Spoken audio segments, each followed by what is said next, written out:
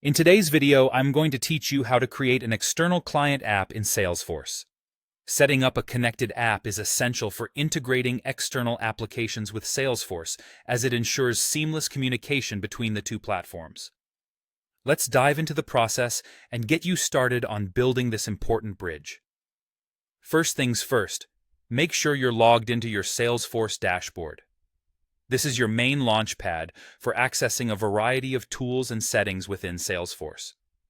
Once you're logged in, direct your attention to the gear icon located at the top right corner of your screen.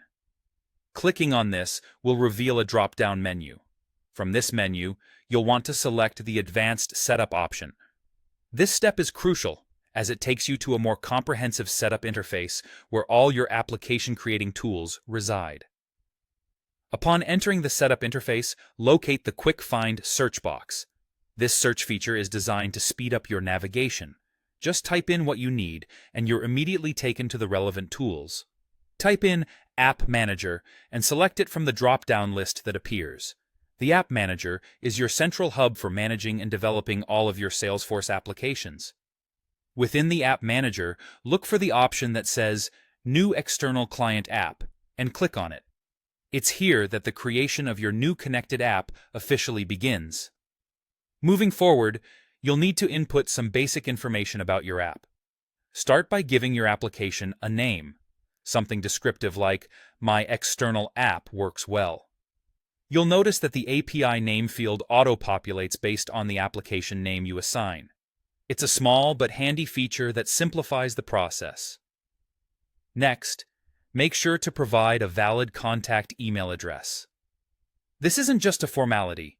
It's important because Salesforce will use this email to communicate with your team if there are any issues or updates regarding the app's usage. Now let's go into enabling OAuth settings, which is a crucial step if your app intends to use OAuth for authentication. By ticking the Enable OAuth Settings checkbox, you open up a range of critical security configurations to ensure protected access. Once OAuth is enabled, it's time to set up the OAuth settings themselves. Begin by entering a callback URL. This URL is especially vital for web applications since it's where Salesforce will redirect users once they've authenticated. Make sure it's correctly entered to prevent access issues. After this, you'll need to select appropriate OAuth scopes. These scopes determine what actions your app can undertake. Common options include accessing and managing your data, API, or performing requests on your behalf at any time, as well as refreshing tokens for offline access. Choose the scopes that align with your app's intended functions. There's also the option to configure additional settings to match your requirements.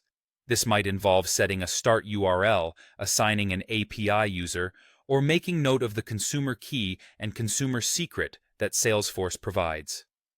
Customize these settings according to your specific application needs. Finally, once you have all your configurations in place, take a moment to review all of your inputs. Ensure each detail is correct before hitting the Create button.